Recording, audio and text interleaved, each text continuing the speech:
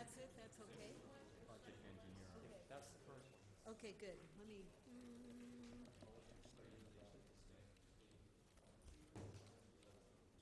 hey, Didn't think that. You're right.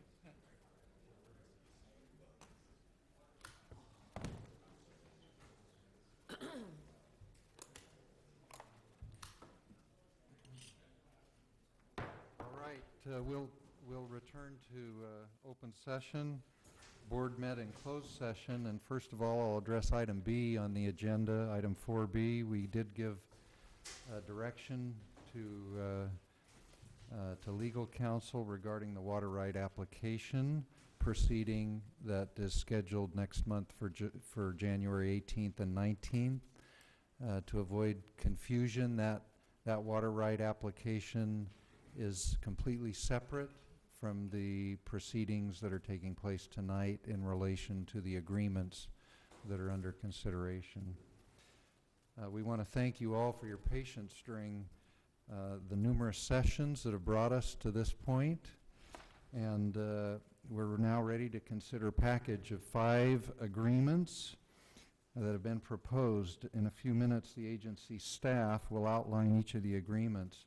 Since we announced these agreements and made them available for public review, many good questions have been asked. Today, we look forward to hearing comments from the public prior to making our decision. Because public comment is generally not a question and answer session, but a time for the public to give comment and input, I thought I'd like to do something a little different today and pose a few of the questions that have been asked of me personally and provide some brief responses to those questions, which I think many members of the public have. Number one, why did we need to make this decision now? The surface water supply project is really the culmination of more than 20 years of water resource planning, dating back to 1989. The project's 2007 Environmental Impact Report identified a jointly shared intake structure with the Reclamation District 2035 and supplemental water purchases for summer months as key elements necessary to the surface water supply project. The current project has repeatedly been determined to be the most cost-effective and environmentally sound approach to solving our city's water quality problems. Woodland and Davis are under extreme regulatory pressure to have a higher quality water supply by 2016, prior to the reconsideration of each city's wastewater discharge permit by the Regional Water Quality Control Board. We've held public meetings at least once a month for more than a year now to discuss this project and the elements necessary to its successful implementation.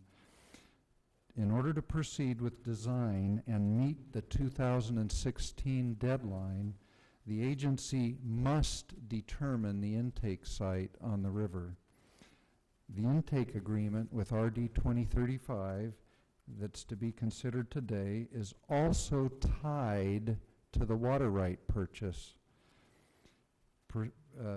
agreement. Proceeding with these agreements now is important to accommodate a schedule allowing for project completion by the year 2016.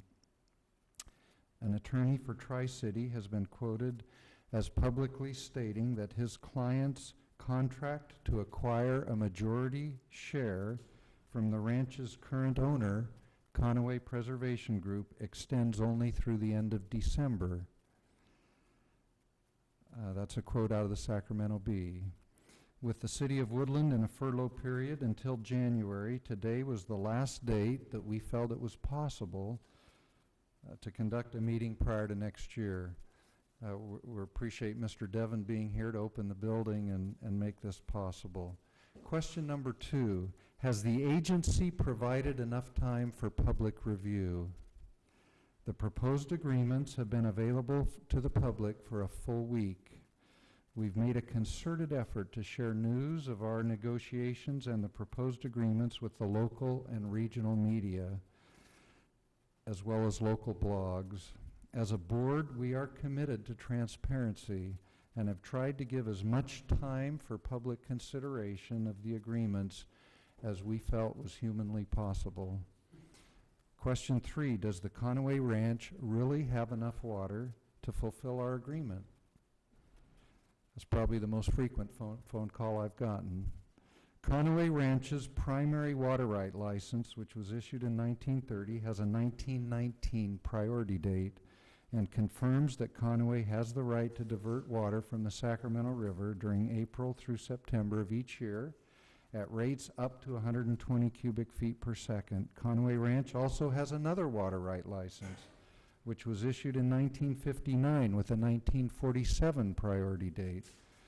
This license confirms that Conway has a right to divert an additional 165 cubic feet per second from April through October of each year. These rates substantially exceed the 80 cubic feet per second build-out diversion rate for this project. Conway also has a Sacramento River settlement contract with the Bureau of Reclamation, which was signed in 2005 and which will remain in effect through 2045 and which has rights of renewal for successive periods of up to 40 years each. This contract confirms that Conway has base supply rights for which it does not need to pay anything to the Bureau for a total of 50,190 acre-feet per year. This amount substantially exceeds the 10,000 acre-feet per year of water rights that the Conway would assign to the agency if the proposed agreements are adopted. Will the agency agreements adversely impact agriculture on the ranch? No, agriculture is vital to the communities in our county. By jointly sharing the costs of construction and operation of a water intake facility with Reclamation District 2035, we lessen environmental impacts on the ranch and we reduce costs for both agricultural and urban water users. Our facilities will be constructed and the use of surface water and groundwater will be coordinated so as to not interfere with ongoing agricultural uses. Furthermore, by purchasing the actual water rights, we will keep the water local for generations to come. Another question, are our agreements conditional on Yolo County or Met Water agreements? The answer is no. Our proposed agreements stand alone and are independent of Yolo County or metropolitan agreements. Our agreements reserve local water resources for local benefit and use. However, the agency transactions under consideration this afternoon are subject to Tri-City finally closing on its purchase of a controlling interest in the Conway. Are we paying a fair price for the water rights? Yes. If the agreement is approved, we would be purchasing permanent water rights to 10,000 acre-feet of senior surface water rights for local benefit and use with payments ending in the year 2039. We gain price certainty, avoiding unpredictable pricing fluctuations of open market water sales. Water rights are a precious commodity, and it's rare to find willing sellers. We do feel we're paying a fair price for the water. Why don't we fight the regulatory agencies and get exemptions for our wastewater discharge requirements? I've also been asked that one a fair number of times. We can look to what's happening now with the regional sewer utility in Sacramento as an example of how much time and money can be spent on an unsuccessful protest. Postponing our project will only increase cost and the expensive consequences, such as monetary penalties from the state, to our cities and to our ratepayers. It is not practical or responsible to delay the inevitable. The state, through the Central Valley Regional Water Control Board, Quality Board, is taking a very hard stance with all communities in the Central Valley that discharge treated wastewater into the Delta. Final question, how will this project impact costs for meeting wastewater discharge requirements? The Davis Woodland Water Supply Project is the least costly alternative to meeting wastewater discharge requirements.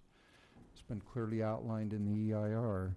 The next least costly alternative is reverse osmosis, estimated by some to be 2 to 3 times the cost of the surface water project, with less obvious benefits to the water users. It also results in huge quantities of brine, as Vice Chair Souza has pointed out on numerous occasions, and which must be disposed of at an annual cost estimated between $80 and $100 million. And you can tell us the number of truckloads when you have that opportunity. Anyway, with that, with those questions and answers, we'd like to invite now staff to present each of these agreements and turn the time over to you. Okay. Good afternoon. And before I turn over a recap of a review of the agreements to Dick Shanahan and Alan Lilly, I'd like to make a few points that are pertinent to the significance of these agreements to us, our agency, meeting our objectives. And I'll make this fairly quick. Our objectives are pretty straightforward: to improve our water supply, yield, and quality, comply with drinking water standards, meet wastewater discharge regulatory requirements, broaden our supply portfolio to increase supply reliability, and while doing that, to integrate aggressive water conservation measures to conserve water, but also to reduce the cost of the facilities. And I know you're all familiar with this, and I'm particularly making these points for members of the audience who might not be as familiar with the project. But we're having a little difficulty here. That's the way the slide was. Just keep.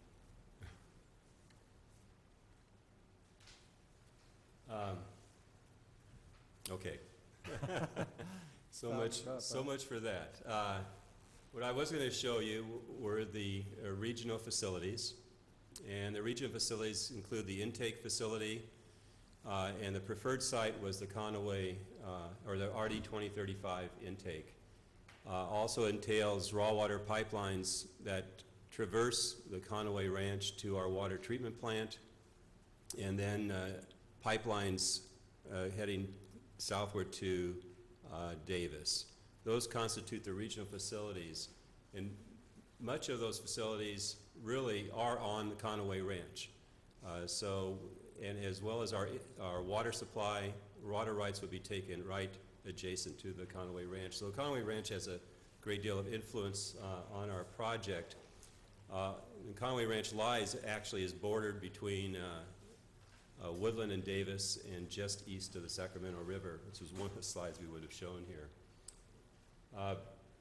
The project issues that are associated with the agreement that are pertinent to our project relate to that intake site, pipeline easements, as well as acquiring senior and higher priority water supply rights, which are needed during the summer. Okay, now we're getting back to the slides. This is the Conaway intake site facility, the RD 2035 intake facility. And this is the preferred site where we would co-locate with RD 35 to deliver our water off the Sacramento River. This facility would be upgraded. RD 2035, Conaway Preservation Group, have our priority to grant funding to improve the fish screens, to provide fish screens. Actually, there are no fish screens right now, to provide fish screens off of the Sacramento River for environmental purposes. Our water rights that we will be obtaining are our junior water rights, and by virtue of being junior water rights, we're subject to Term 91, which means during dry periods in the summer and other low flow periods throughout the year, we would be subject to cutbacks of that water. We need to find an alternative supply of water during those times of the year. And to maintain our project, to deliver reliable supply to the residents, we need to seek out senior water rights, as well as look at other measures to achieve that end. And what do I mean by this? Well, this overhead depicts our water demands throughout the year. On the left-hand side, we're showing January through April. You'll see a lower demand. As the months, the weather heats up, we'll have more demands for landscape irrigation, and that demand increases. Our demands would be met with our water rights and topped off by some minor use of groundwater. This overhead depicts the demands at 2050. And so this is when build-out is projected for. During wet periods, wet years, we anticipate meeting all of our water commitments with our water rights. But when we go to a normal year, we anticipate that we would be subject to Term 91 for about 2 months, and that would necessitate senior water rights to fill in that need. So we would be cut back generally from July, August, September time periods. And again, this is 2050. It build out the greatest demand. Each of that line, the horizontal line at top, depicts the capacity of our water treatment plant, which is 50 million gallons per day. The graph itself is about 5,000 acre feet per month. That orange lines depict about 5,000 acre feet per month. And dry years, we're even in a much more severe situation where we're confronted with Term 91 cutbacks that would extend over a much longer period of time. So we're dependent on looking at senior water rights, as well as we're exploring other alternatives to meet that need during those dry weather periods, such as working with Yolo County Flood Control Water Conservation District on a conjunctive use program, such as using aquifer storage and recovery system to recharge our treated water during the winter into wells and then extracting it during the summer months. The objectives of our agreements help us meet our objectives, as I mentioned previously. It helps us to acquire permanent senior water rights. It helps us acquire the river intake and work together with RD 2035 for both the construction and operation of the new screened intake. Would help us to acquire easements associated with our construction of our pipeline facilities through the Conaway Ranch. And it also provides us with environmental mitigation lands to compensate for impacts that we might cause on the environment through our construction and our permanent activities. So these agreements really cover a broad range of requirements that we're confronted with to keep our project moving and to meet the overall objectives of the program. And now I'd like to turn it over to Dick Shanahan, and we're just upper left. Okay. You hitting that one? Yeah, the bottom. Yep. Thank you, Eric. Dick Shanahan, Agency General Counsel. All right, how'd you do that, Eric? What's the arrow down or down Arrow down. It's not working. Escape. Arrow down. All right, how do I click? No. There we go. Thanks. Got it, Linan. To start with, I'd like to go through the list of parties. We're going to talk about a package of 5 agreements that's before the agency board for its consideration, and various entities are participant to some or all of the agreements. And the first party is, of course, the agency. Agency board's a party to all 5 of the agreements. Then another party to the agreements is Conaway Preservation Group. We'll hear a lot of talk about Conaway Preservation Group. That is the owner of the Conaway Ranch property and the water rights that are at issue today. The next entity is a fairly newly formed company called Tri-City Water and Farm, LLC. And this is a company formed by Angelo Sakopoulos and others to acquire a controlling interest in CPG.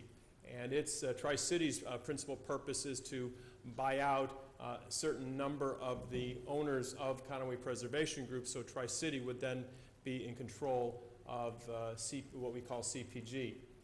The next agency is Reclamation District 2035. Reclamation District 2035 is an old public agency in Yolo County. It's a landowner-controlled special district that operates the old intake in the river that Eric showed you earlier, and that delivers water for agricultural purposes on the ranch.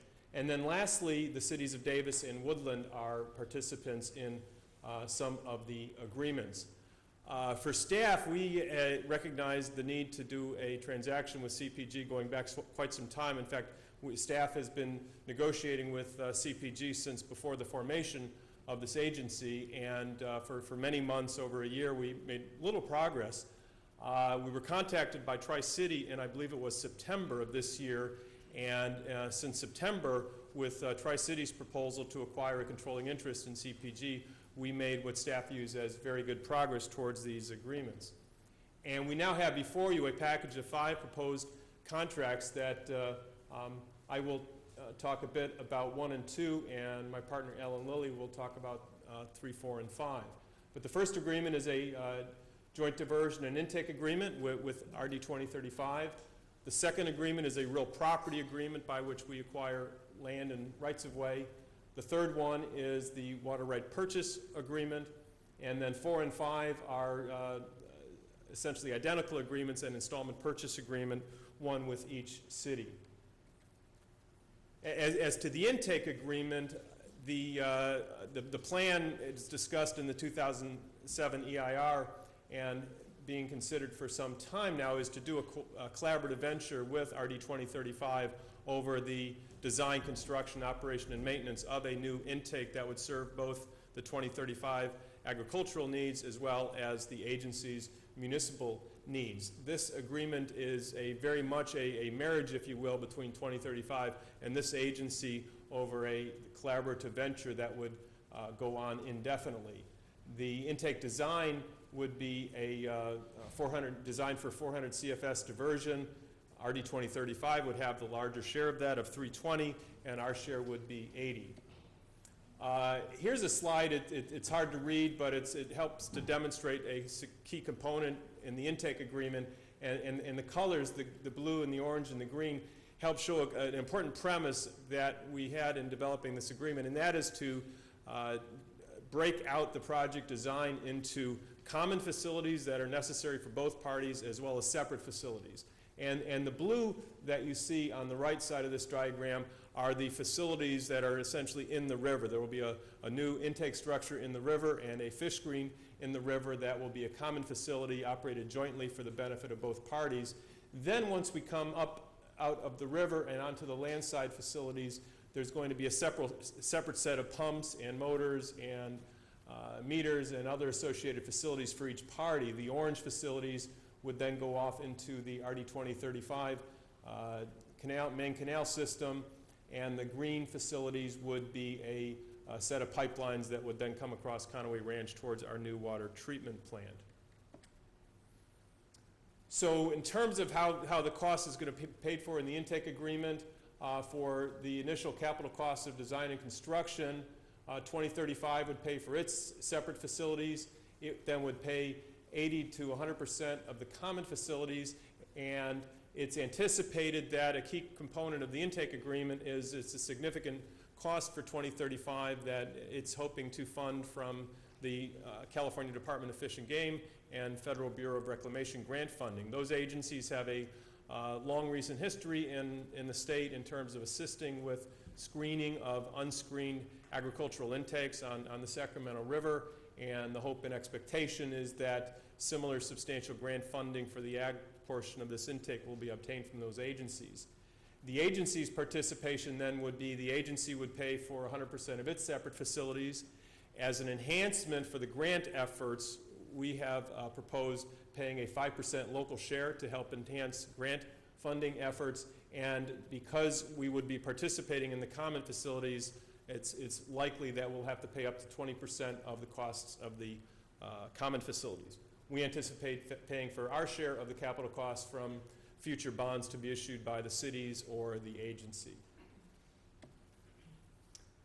The next key part of the intake agreement is after the facilities are constructed, then there are a series of provisions that talk about how the facility will be operated and maintained in a collaborative venture between the two agencies of significance in terms of payment. Again, each party would pay for the operation of its own separate facilities, and then the common facilities would be carved up primarily on a 20%, 80% cost share, some minor costs, things like security and landscaping, we've agreed to split 50-50. If there's any variable costs associated with the common facilities, those would be borne based on the amount of water pumped by each agency. Significantly, though, as to variable costs, the two big variable costs would be the cost of water and the cost of power to pump the water from the river. Those, again, would be by each city would pay through its own separate facilities.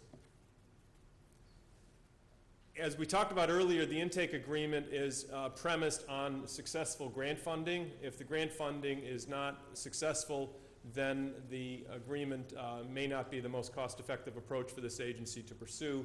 Therefore, we have built into the contract various contract off-ramps that allow the agency to terminate the agreement if grant funding is not obtained on an agreed-upon schedule. And this is important for the agency because it preserves your ability to obtain water out of a different intake site if need be. The agreement also then has several provisions talking about project organization and management through a series of committees and various dispute resolution provisions. The next major contract is a related real property agreement, and the real property agreement involves CPG as the grantor and a series of grantees, some interests to the agency, some to 2035, and some to the cities. Under the real property agreement, it's important that when Mr. Lilly talks in a minute about the water agreement and payments to be made under that, the water agreement payment also cover the acquisition of the real property interests under this contract. So what do we obtain under the real property agreement? First of all, we would obtain the intake site land, the previous slide that had the green and the orange and the blue. That parcel would be conveyed, that parcel is owned by CPG, and it would be conveyed to the agency in 2035 as tenants in common, again with the 20 and 80% interests. As Mr. Mishi explained earlier, to get from point A to point B, many of our pipelines need to cross Conaway Ranch property, and pipeline easements and related easements would be conveyed to the agency in the cities for that purpose. The agency's project is likely going to have some wetland impacts that are going to need to be mitigated by the agency through construction, and those conservation easements would come to the agency on Conaway Ranch property, as well as the ability to use Conaway Ranch to dispose of water generated from trenching and construction activity. The agreement also concludes some other, not easements so much as good faith covenants to work with the cities on some issues that are unrelated to our water supply project. There are provisions in there that talk about cooperation with the City of Woodland on a future Cache Creek flood protection improvement project, some plans that the City of Davis has for pipeline easements and possible use of Conaway canals to move water, and also provisions to cooperate with potential relocation of the Sierra Northern Railroad in affecting Woodland and the north part of Conaway Ranch. And that's a quick summary of the real property and intake agreement, and with that I will turn it over to Mr. Lilly to talk about the water agreement.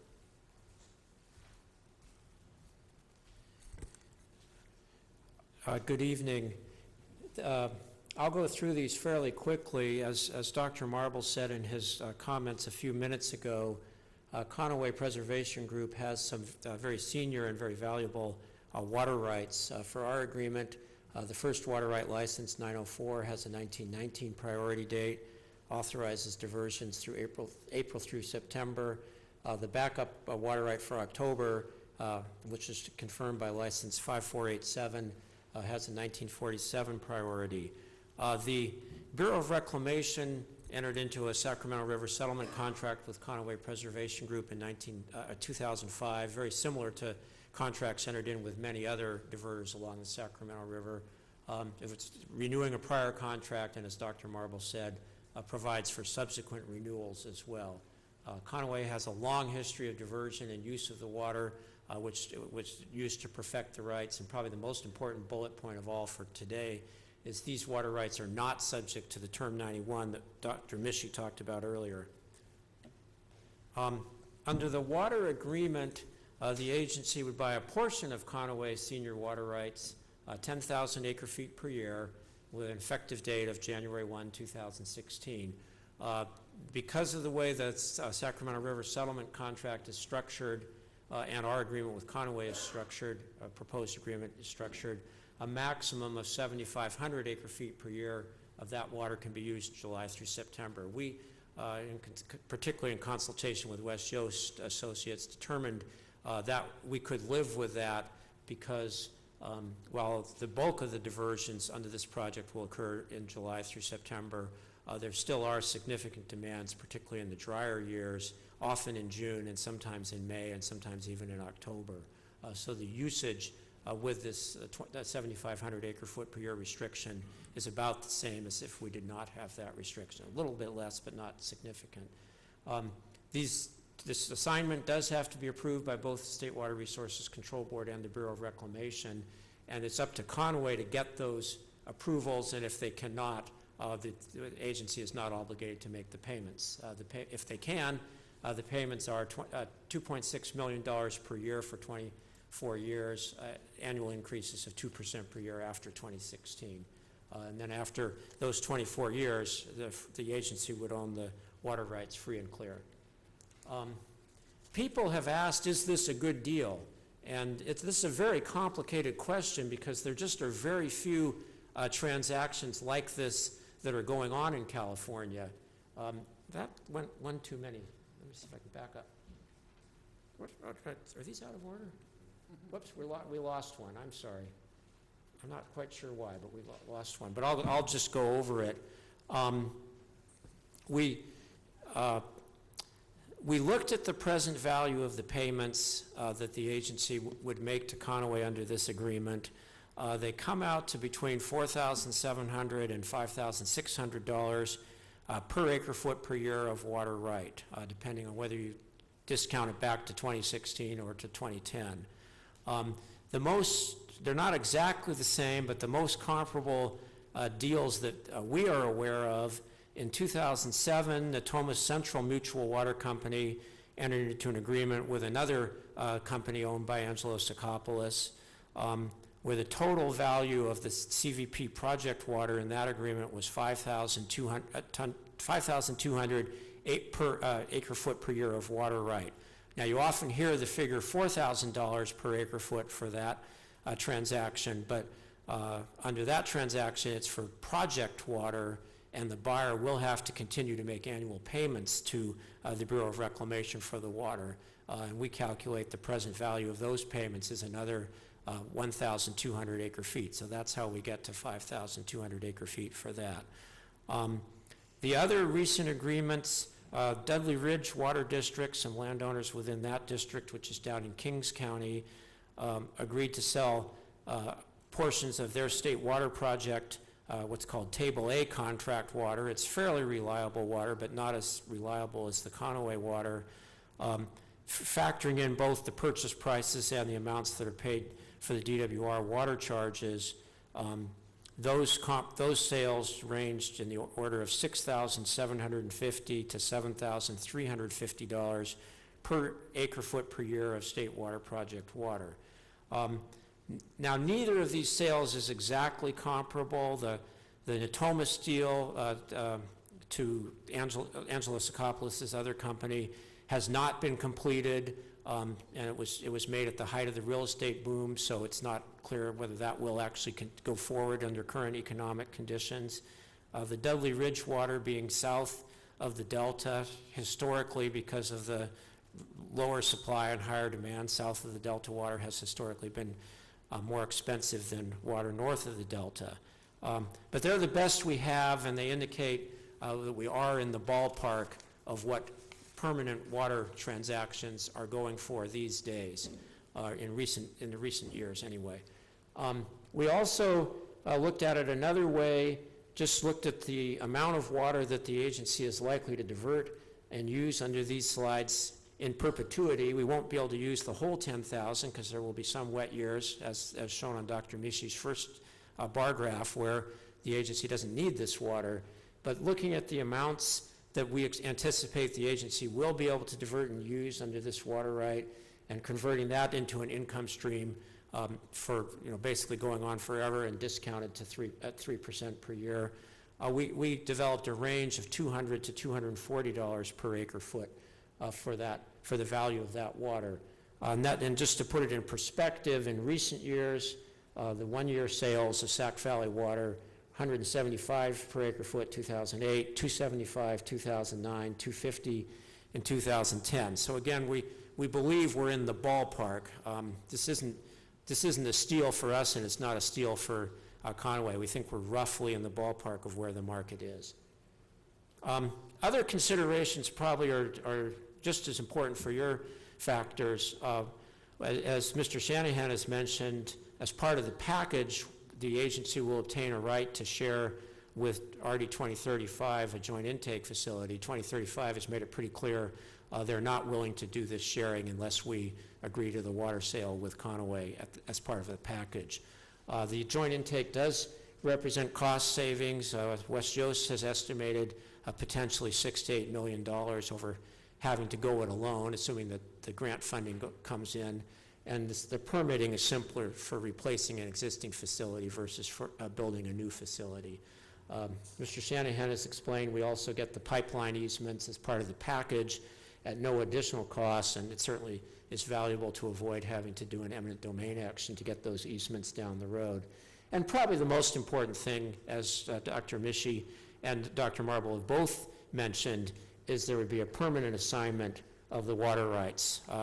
We have talked to representatives of all of the potential water sellers that are identified in the 2007 EIR, as well as other potential water sellers, and no one else has indicated that they are interested in a permanent assignment of their water rights. They have talked about long-term agreements, but those would be at the very best subject to renewals with price increases down the roads. And obviously for cities, which are going to be here forever, having a permanent supply, and particularly not having to continue to make payments after 24 years is extremely valuable.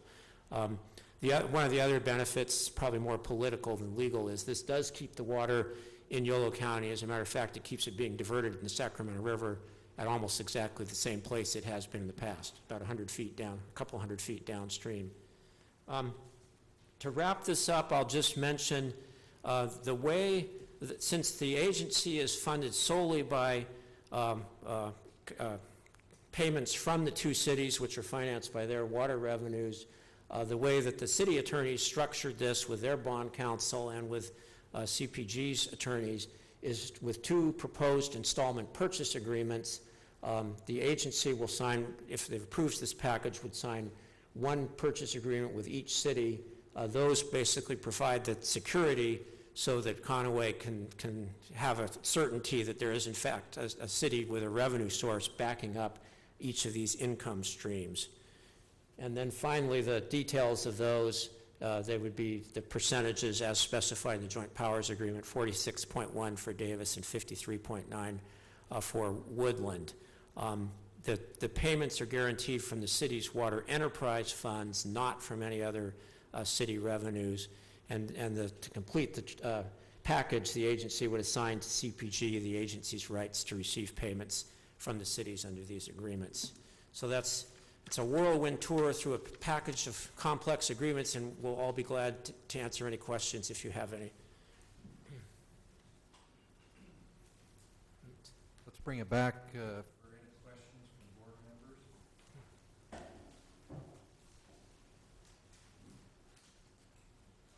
Director, for those of you Have any questions? How to get the mic to stay on? That's the big one. Director Doty? No, I feel pretty comfortable with these. Vice Chair Souza? Yes, Chair Marble, I've asked a couple prior, but I still have one left that I didn't get answered, so I forgot to ask it, so I'll ask it now. And it's in the intake and diversion agreement. It's section 7.3, and it speaks to the project engineer. So I understand that this project engineer has already been determined. It's written into the agreement to be MWH Global Inc. So could you speak to that determination that was made, and who is MWH Global Inc.? I'll start out, and Dick, then you can continue on. MWH is a consulting engineering firm with specialty in water and wastewater. They are currently, as I understand it, under contract with RD 2035, provide engineering services up to the 30% design level for the intake their existing intake facility. And that's the firm, and that's what they're doing at the present time.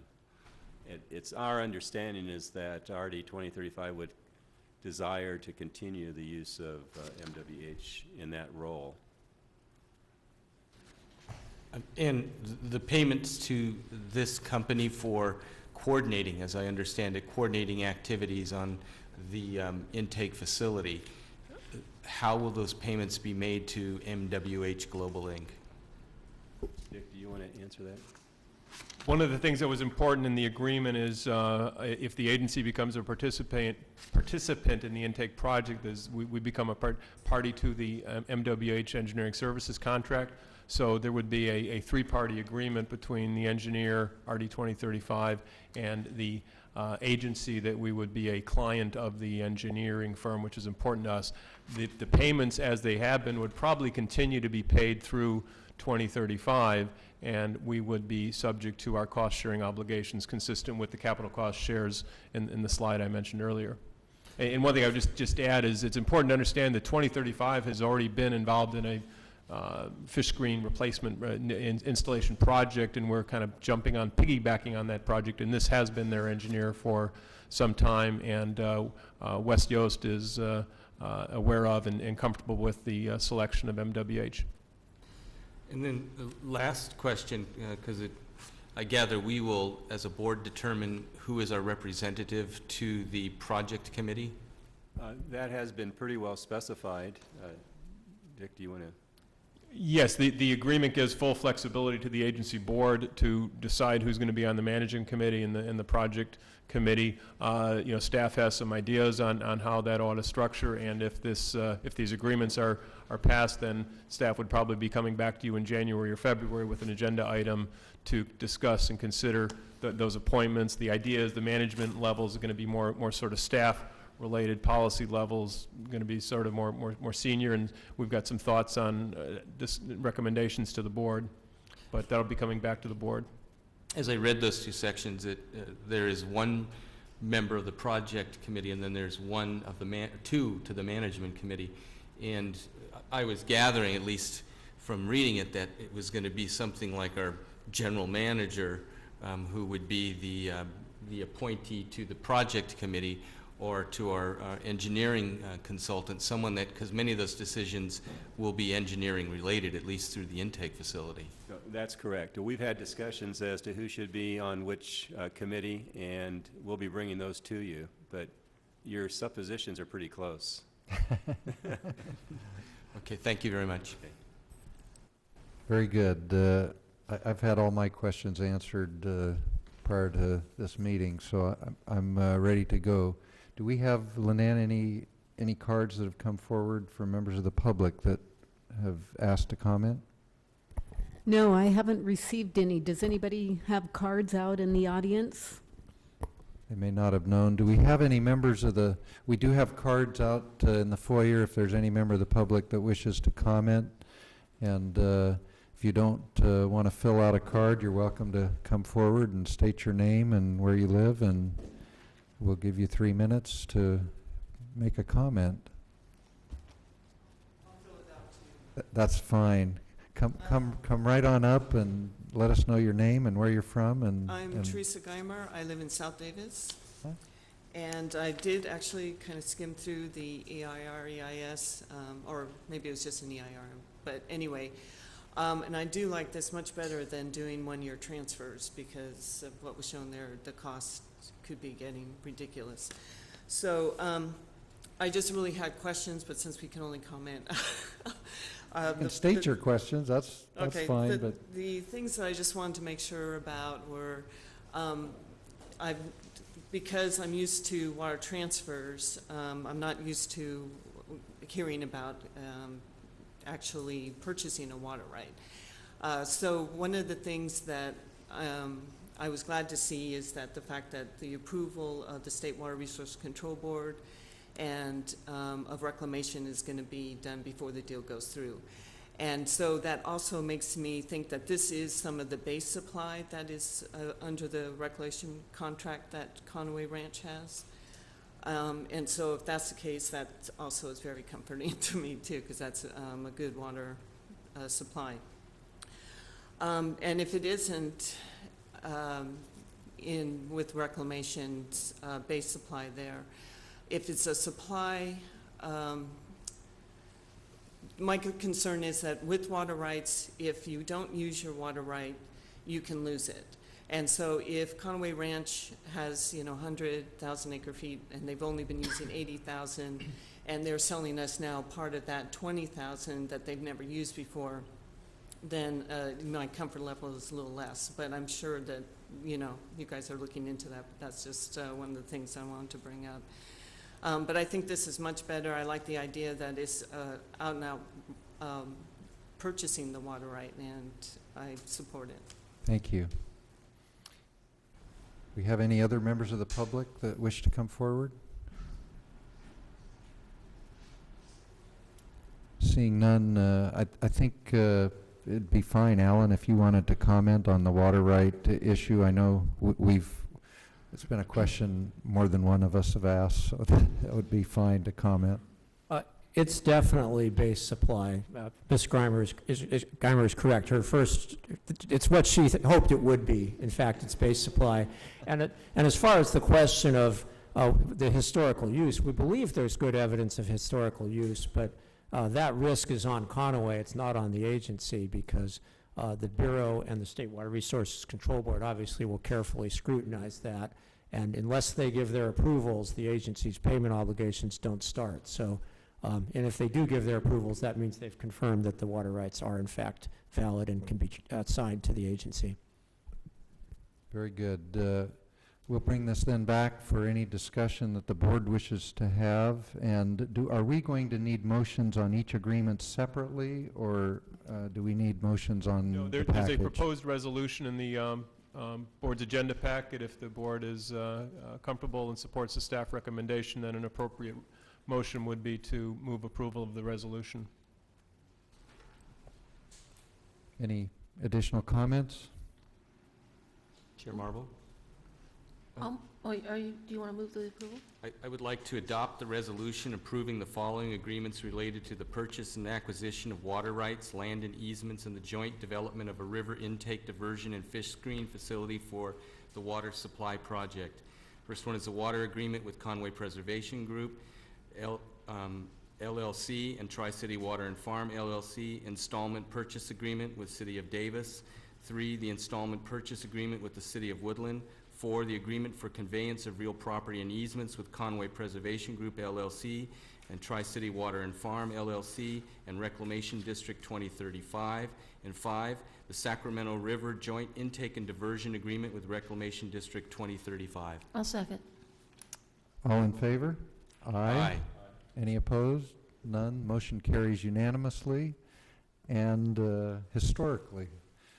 And I think I'll just exercise a little prerogative as chair and indicate something that I said a year ago when we formed this JPA, and that is that we really stand on the shoulders of people who have gone before us It's been our great privilege as a board, including Mr. Saylor during the time he served on the board. It's been our great privilege to begin this process at this point in time, but we all know that none of us can take credit for the vision that was had years ago by others who've gone before us, and that ought to be duly noted. Also, I think it's appropriate for us to thank staff. I think we would all join in doing that. We know how hard you have worked behind the scenes.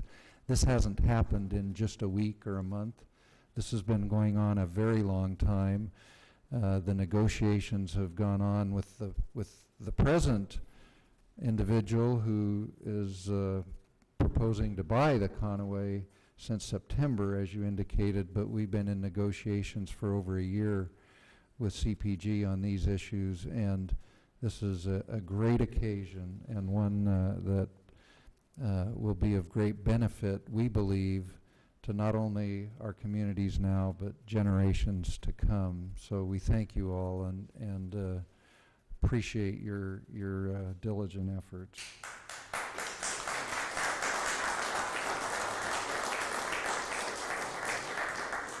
Now, one of the groups that have been instrumental in the history of where we are today is University of California, Davis.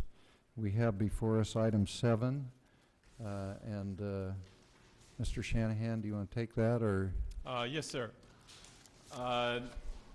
Another significant agreement facing the agency board for consideration this evening involves the agreement that's before you, agreement concerning potential water supply contract with University of California, Davis. Davis has been a participant, or UC has been a participant in this project for many years. It's one of the original water right applicants, and it was contemplated when this agency was formed that the agency would enter into a water supply contract with the university, and the university would participate as a 3.5% project partner with the agency in the two cities. Unfortunately, because of difficult economic situations facing the university is not able to step up as a sort of full partner participant financially at this point in time. And the board talked about this issue last summer in June or July or so, and directed staff to negotiate with the university and come back on what's before you now, which is in the nature of an option agreement. We have outlined the terms of a water supply contract that is agreeable to staff, and we're proposing it to the board. And if the board approves the agreement that's before you, it would authorize your general manager, Dr. Mishi, to sign the water supply contract at some point in the future when the university lets us know that it's ready, willing, and able to participate. The agreement would allow the university until project startup to exercise that option, which under the current schedule is scheduled for 2016, and any time between now or 2016 the university could step up and participate in the project along the terms of the water supply contract that's before you. The water supply contract includes many important provisions that are summarized in the staff report that's in your agenda packet. The university would receive a dedicated capacity in the project of 1.8 million gallons per day. That equates to about 2,000 acre feet per day, per year. Thank you. After project construction, the university would participate on the same terms as the cities. If there's a future expansion in the project, the agreement would not obligate the university to participate in future expansions, but it may. The agreement talks about how project capital costs will be shared between the agency and the university. It talks about how the operating costs will be paid by the university, again, essentially on the same terms as the cities are now subject to under the Joint Powers Agreement. The proposed agreement talks about how the university would finance its share of the capital costs, and it provides some flexibility for the university to essentially sort that out years down the road when it finds it's able to participate. And if the university chooses to participate, there would be essentially a buy-in of costs incurred in the meantime while those costs were borne by the city. And I should add that it's important that the board know that the university, again, has been participating in this project for many years, and when the agency was formed on September 15th, 2009, there was a very precise accounting done between the cities and the university for all the pre-September 15th, 2009 costs, and the university is paid in full through that date, but those post dates would be paid by the university if it chooses to participate. And the agreement talks about what happens if the university chooses to participate and the agency abandons the project.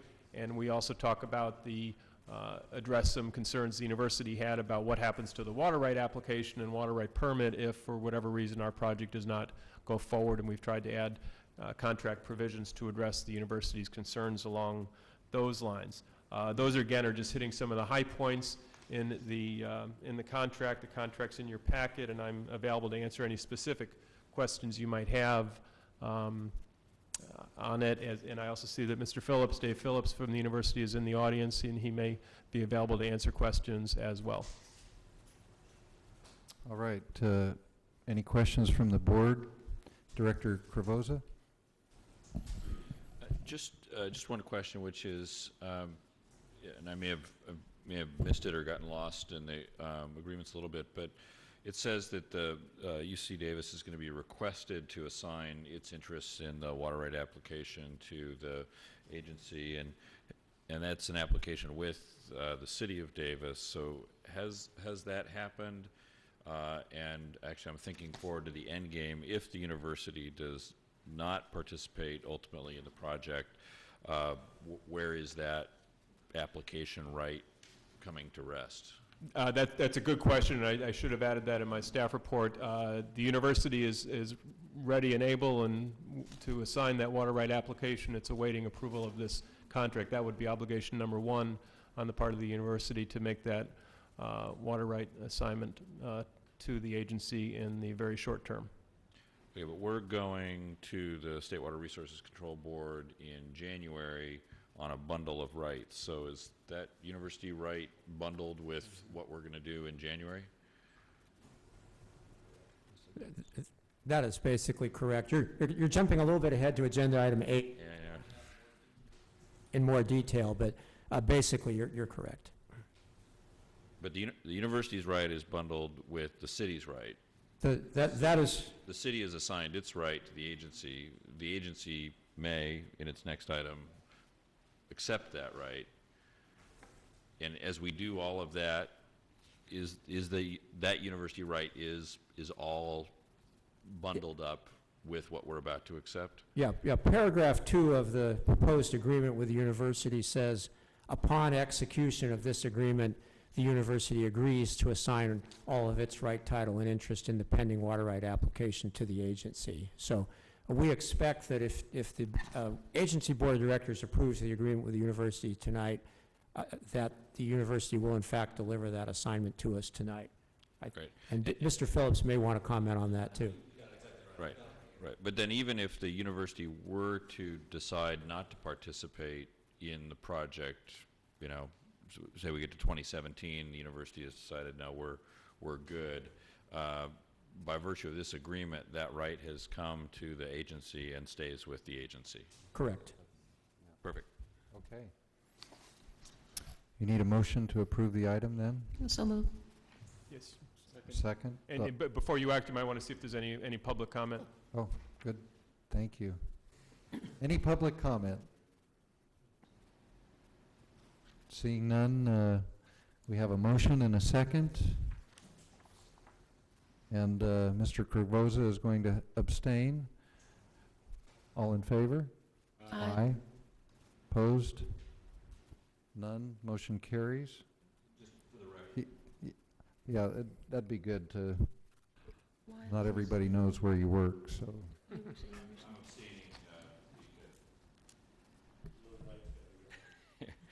I'm just abstaining because I am an employee of the University of California at Davis. So.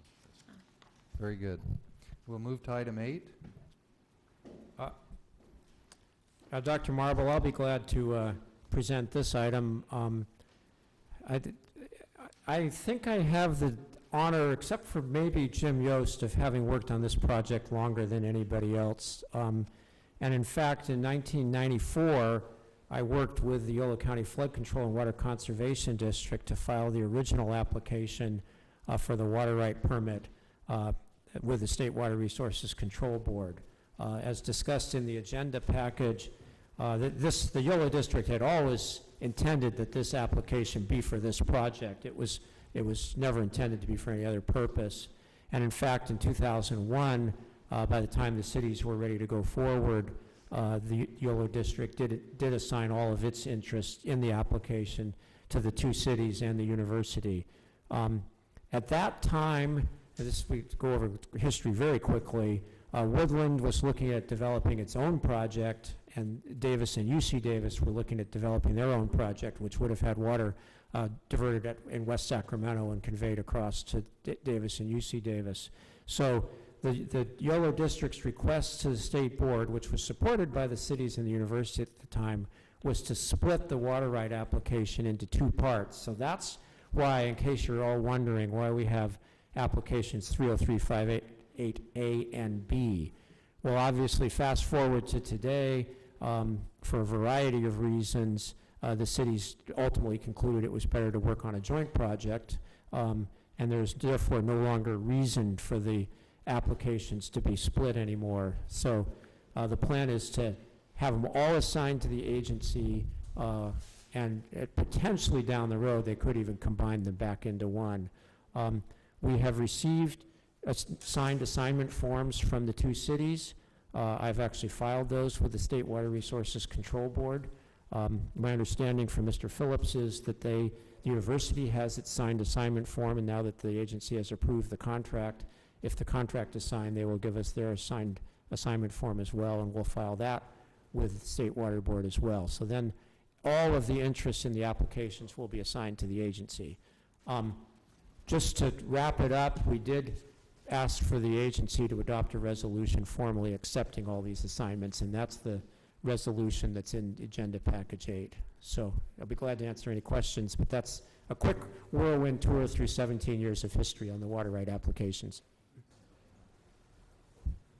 Any questions? Just a quick question. Yes.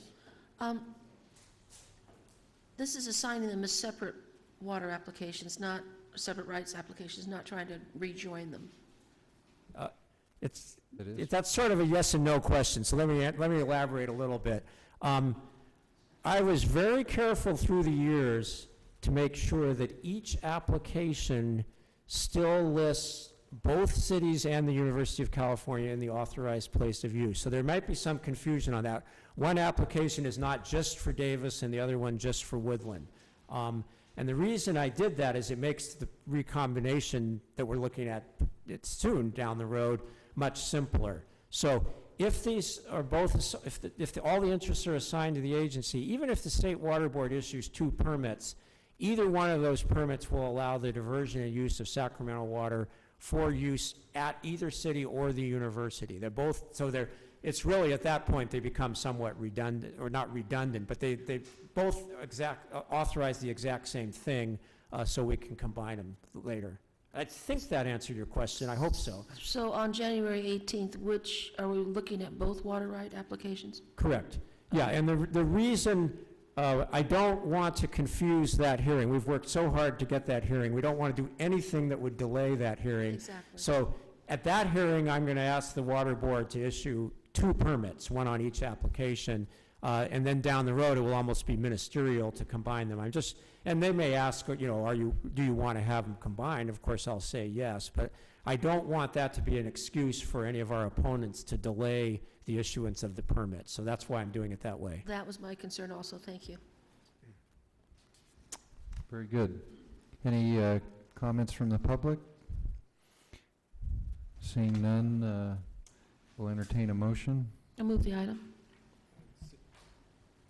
Second. All in favor? Aye. Aye. Opposed? None. Motion carries unanimously. Before we adjourn, I just want to report to this group, to this board, that Eric Mishi and I attended the first team meeting, the Water Resources team for Cap to Cap, And I want to let you know that the focus of that Water Resources team delegation, if it continues as currently contemplated, will include our project as one of 2, possibly 3 key projects for this entire region to take back to Washington, D.C. as part of our contribution regionally to trying to fix the delta, because this project really is necessitated because of our discharge permit, as we all know. And that is a good development that we would be part of an effort like that and have our project highlighted in that way. So, Chair Marble? yes. I just have one, turn this on. I have one very simple statement that I'd like to make, and it's one sentence, and it comes from understanding that today we consummated actions that has moved us further along in the path that we've been on since 1994. And I would say that I'm pleased this punch, and I'm looking forward to having that punch made from the water from this project. Very good. That was terrible. We'll make sure that happens. We have a motion to adjourn. Move adjournment. Second. All in favor? Aye. Aye. All right. We're adjourned.